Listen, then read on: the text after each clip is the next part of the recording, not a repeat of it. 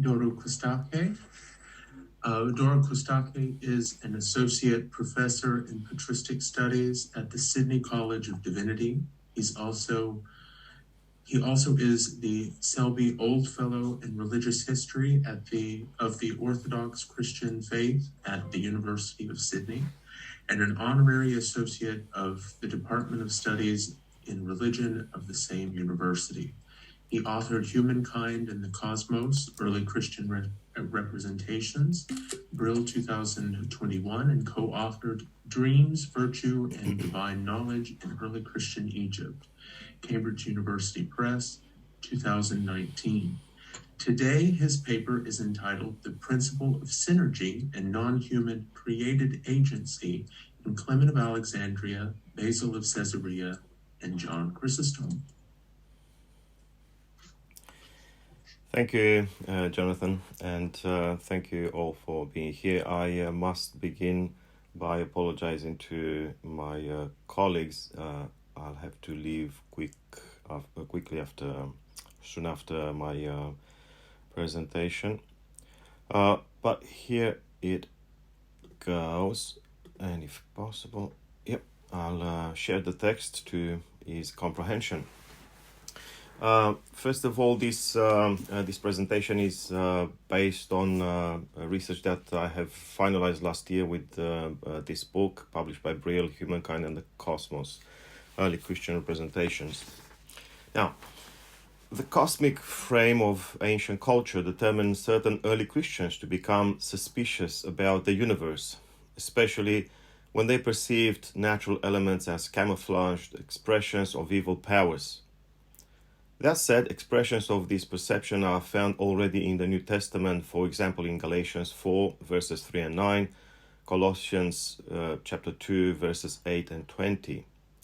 No wonder their reaction, namely to affirm the Almighty God as the only factor at work in the cosmos, with the universe being reduced to a material lump to be moulded from outside. The outcome of this view was that the natural world ceased to be seen as an array of beings that move by nature, that have their own energy. As a result, the worldview of these believers amounted to reluctance towards all things cosmic and a narrow interpretation of divine omnipotence. It is this perception of reality that determined many modern Christians to refuse the possibility of a natural dynamic world full of energy and life that naturally tends towards complex organization, an evolving universe. Against the tide and preceding by many centuries scholars' interest in the principle of cooperation, Clement of Alexandria, Basil of Caesarea, and John Chrysostom perceived the universe and its components as outcomes of ongoing synergetic processes involving divine and created agency. And perhaps you can see in the first footnote a reference to the beautiful, very useful edited volume, Evolution, Games and God, The Principle of Cooperation, 2013, which, by the way, comes a couple of years after my first forays into the principle of cooperation or principle of synergy. It's not a great topic, I gather, although I believe that it should receive much more attention than it does. This view originated in a different understanding of God's omnipotence as operating in kenotic fashion, humble fashion, as it were, through the creation's natural potential, and of the cosmos as actualizing its potentialities in cooperation with God. This perception led them to an appreciation of non-human created agency as integral to Christian cosmology. It is on Clement, Basil, and John's contributions that I focus in what follows, especially their views of created agency. Here's Clement. My brief comments below refer to his exhortation to the Gentiles, an apologetic catechesis aimed at the hesitant within the Church. Of interest is Clement's association of the holy and prophetic chorus and God's holy mountain as witnesses of the divine Logos active in the world. In short, the revelation of the celestial truth on the mountain stirs the prophets to praise God. So there's a connection between cosmos and history, if you like, or cosmos and society. The prophetic choir signifies the church, whereas the mountain, locus of revelation, represents the cosmos. As for Ignatius and others, the two witnesses, the church and the cosmos, blend in one complex worldview, theological and musical, or perhaps liturgical, and Philo of Alexandria must have had a great impact on these authors, early Christian authors. Church fellowship exemplifies the musical harmony with the world and is inseparable from it, a perspective that has its theological center in the Logos, Christ himself, the source of all music, cosmic and ecclesial. Christ is the Father's symphony and harmony, says Clement. Also, God's holy, harmonious, melodious and sacred instrument, through whom all things were made. And while I agree with Eric Osborne that everywhere in Clement can be found signs of divine activity or agency, I have to point out that Christ, an uncreated factor, does not work separately from and instead of the creation. Passages such as the one connecting mountains and choirs, and another one depicting the Logos and the Spirit using humankind and the cosmos as musical instruments, allude to the synergy of the created and the uncreated factors. The divine music of the celestial Logos is played on created instruments, which have their own contribution to make. Music erupts from everywhere, and the concert gathers created and uncreated musicians alike. Perhaps these musical and or liturgical metaphors of converging factors are not the clearest evidence for the synergy of created and uncreated agencies, but they herald the mature discourse of Basil, whose equally suggestive metaphors convey a limpid image of the situation. So, turning to Basil. In what follows, I address an aspect largely ignored by scholars, the interactive or synergetic dynamic of nature. For Basil, and I keep referring to this volume, Evolution, Games and God, where you'll find no patristic references, or anyway, none of these authors is mentioned there. Clement of Alexandria, Basil of Caesarea, and John Chrysostom. For Basil, the ordered universe constitutes an open field where the divine and the cosmic energies creatively converge, synergizing. The universe is not a ready-made, autonomous and self-contained reality. It is an emergent phenomenon and a work in progress. Mobilized by God's ongoing activity, it is powered to unfold in harmony with the divine purpose. Basil's grasp of cosmic dynamism is above all theological, emphasizing the divine conditioning of the creation. And here I think he draws a lot on Athanasius of Alexandria's Against the Gentiles, chapter 41 and thereabouts, where we have a very strong theological emphasis. The creation is mortal by nature, says Athanasius, and in order to survive and thrive, it needs God's providential input. Basil actually likens the cosmos to a grand and complex workshop of divine creative activity. At least that's my rendition of that line there. To mega tuto ke pikilon tis trias demiurgias ergasterion. But his position is not solely theological. It is interdisciplinary, namely a theological representation of reality described by the available sciences. Thus, realistically, and echoing Athanasius once again, Basil viewed the universe and all of its parts as inconsistent, bounded, and perishable. Being ontologically contingent, mortal, and on its way to dissolution, the cosmos maintains its existence and moves by receiving the constant support of divine energy, or, as he says, the Creator's power, or the supporting power of God. Elsewhere, he mentions the divine Logos as a nature or foundation for the things that are brought into being. I don't know if the text is there. Or Theos Logos, physis esti ton ginomenon. This physis esti is troubling indeed. The Logos has become the nature or the foundation of things. The Logos acts as a ground for all things from within the creation. But Basil goes beyond these theological assertions, emphasizing the interactive dynamism of created reality. First, he points out that the cosmos is not independent of God's providential power. Second, he shows that the cosmos is divinely endowed with its own motive and generative capacity. Third, given the creation's fluidity and mortality, he shows that its generative potential would stay latent if not for the divine will and power that activates it. Thus, cosmic existence, movement, and fertility are outcomes of a profound interaction between divine and natural forces. The following passage perfectly illustrates this logic. Let the earth bring forth. Yeah, of course, that's from the narrative of creation in Genesis, the third day of creation. Think together with me how the cold and ever-struggling earth in the pangs of travail, being stirred up towards bearing fruit, at this small utterance and brief command produced myriads of sorts of plants. It was as though it cast away a gloomy and lamenting garb, and put on one instead that was brighter and adorned with appropriate ornaments. I could have given here another passage saying the same kind of stuff, but in relation to the second verse of Genesis.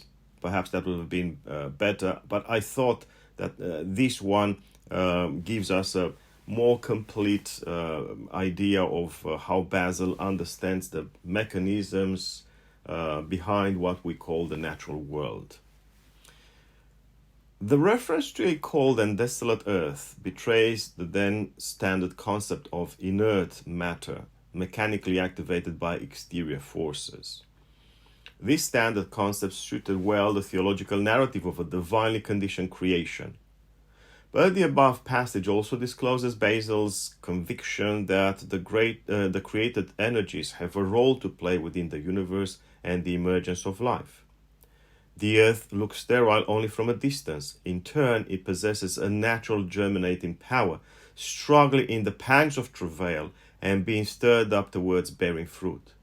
Although this natural capacity is God's gift, we are told in relation to the sixth day, created nature is innately fertile. Louis Ayres noted the tension in the Basilian statements about God's activity in the universe and nature's fecund powers. But these statements are not contradictory. The universe's generative capacity is both a gift from the Creator and the natural law of the creation. Creation's fertility entails the interaction of God's supernatural energies, signified by the divine commandment, and the universe's natural energies, signified by the pangs of childbirth experienced by the earth and the waters. Created nature is complex, dynamic, and synergetic. John Mandorf did not miss that Basil asserts the divinely endowed natural capacity of the creation for movement and generation. He further noted Basil's belief in a continuous divine activity that generates and preserves the universe in existence, but not at the expense of the world's own created dynamism, he says, which is part of the created plan itself. These observations denote the principle of synergy. This principle transpires through Basil's metaphor of cosmic wedding. Thus, when interpreting the Septuagint phrase, the earth was invisible and unstructured, he notes, due to the latent potentiality stored in it by the demiurge, matter was in painful labor. The vocabulary is almost identical to the one of the previous passage. So, in painful labor with the generation of all things, waiting for the auspicious times when, by divine call, it would bring out into the open the things engendered within it. The suggestive metaphor of the pregnant chaos, awaiting divine word, echoes Hesiod's image of the wedding of sky and earth, and Philo's notion of procreative creation, as David Runia called it. This appears to be the only Basilian allusion to God as engaged with created matter in connubial fashion. Unpacking this metaphor, the masculine principle, the demiurge, lovingly impregnates the feminine principle, created matter, by storing in it the power or the seeds of organization. This is followed by the divine call or activation of creation's maternal or generative capacity. The accept conveys the same message as the one earlier analyzed on the divinely activated fecundity of the earth. Both passages and several more illustrate the cooperation between created and uncreated forces or energies. Turning to John Chrysostom, Basil's younger contemporary, who proposed a very similar understanding when commenting on Genesis chapter 1 verse 2, where he focused upon the image of the Spirit hovering over the waters. He believed that the primordial chaotic matter signified by the element of water was endowed with a generative potential. Here's the relevant passage. What is being meant by this scriptural utterance, namely the Spirit of God hovered over the waters? I am of the opinion that it means this, that a living energy of sorts was present in the waters. Water was not simply unmoved, it was both moving and endowed with a living power of sorts. This phrase, zotikintina dinamin, also features in Basil. For what is immobile remains wholly useless, whereas what moves is serviceable. John hints at the principle of synergy to which Basil refers so consistently. A couple of differences are, however, discernible, but Jonathan tells me that my time is almost up. Anyway, what matters is that both believe that the emerging universe came to be ordered in synergistic fashion. This should not come as a surprise, given that very possibly John had read Hexaimeron. When he turns to the Spirit hovering over the waters, Basil offers a similar interpretation, but by way of a different metaphor. He pictures the Spirit as a cosmic agent, which, after the image of a bird hatching the eggs, he says, thoroughly warmed up and enlivened the nature of the waters, warming them inwardly by living power of sorts, that zotikindina dinamin. The image suggests the activity of the Spirit as some kind of radiation which foments or hatches the emerging cosmos to the auspicious temperature that allows it to develop, thrive, and itself become active. Once that critical temperature or energetic intensity is reached, the waters, that is, the primordial matter, begins to give birth to the various strands of reality, creation's prodigious diversity. The two interpretations correspond.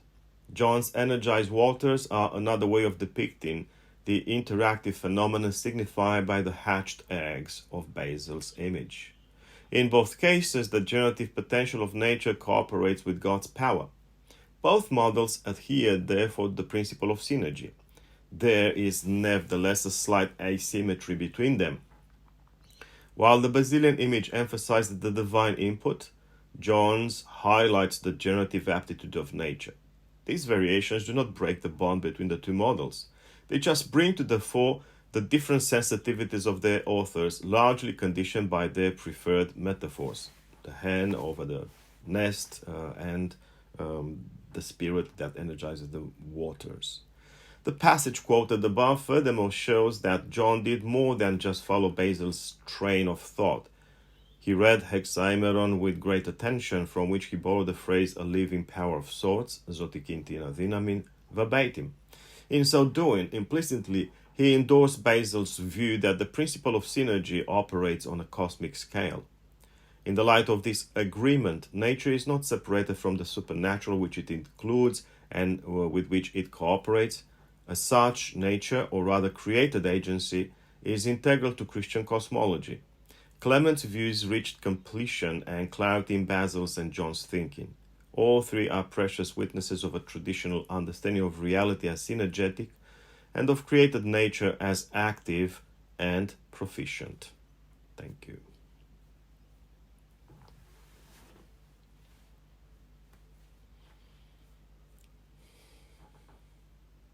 Okay, so this leaves us for a little bit over 5 minutes for questions. You can then have the raise hand function.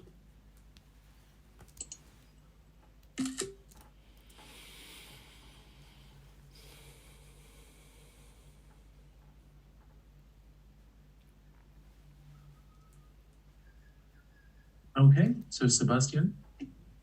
Thank you so much. I just wondered, how do you see this synergetic principle? Somehow it sends me to sort of God of the gaps idea, you know. I mean, you can use it to pack and unpack many things that otherwise we cannot, you know, perhaps explain. I don't know, limpid, or I don't know how to put it. Would you like to say more about this principle, or I don't know if it's clear what I'm meaning. Oh, very clear. Okay. Yeah. Thank you, Sebastian. It's something that I actually say in the book. I repeat, promo. Humankind and the Cosmos. This was actually one of my main targets. Namely, I tried to look at aspects of the early Christian reflection on the cosmos as something completely different from what modern Christians think about the universe. I didn't want to bring about here the topic of creationism, evolutionism, but this synergetic principle actually shows that for the early Christians, that's not a problem. Yeah, it's not a problem of either or. Who works in the universe? Is it God? Is it just God, supernatural energy, or is it some kind of natural process that doesn't require divine presence and activity? So the God of the gaps is a problematic approach, at least when we try to frame it in a Christian fashion, at least from this patristic vantage point, because the God of the gaps maintains the hypothesis of a God outside the machine, and a God that operates from time to time just to suppress the order of nature when the time comes and the machine is about to break down. While Clement, with his musical metaphors, which I suspect are liturgical, and the same with Basil and John more technically, we have an ongoing interaction occurring at the fundamental level of the creation, to the extent that what we call nature is actually a synergetic phenomenon. It's an ongoing process of fundamental interaction, and what we call nature is much more complex than what we conceive of, regardless of what we are, Christian or non-Christian. Thank you very much. Thank you. I can hear you. Oh, sorry. I think we have time for one more question.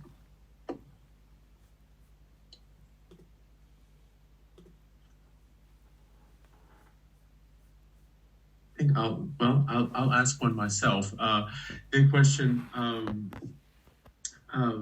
when we hear of dunamis or dunamis in the plural maybe here, can this refer to angelic beings, or can it just be a power in and of itself that's maybe not an entity? Thanks, Jonathan. Well, look, in the passages that I have presented, and in many others, there's a string actually of passages, especially in Basil's Hexaemeron. It's the singular, dynamis, and it can be taken either as power, so a force or an energy, if you like, or as I take it, as potentiality, and I take it in an Aristotelian sense as potentiality. At least in Basil, that's a clear-cut understanding. So he dances around this Aristotelian binary of dynamis and energia, whatever, potentiality and energy or activity, and this is the case here. So no reference in these passages to angelic powers or other kinds of agency. Thank you. Thanks. I think we can move to the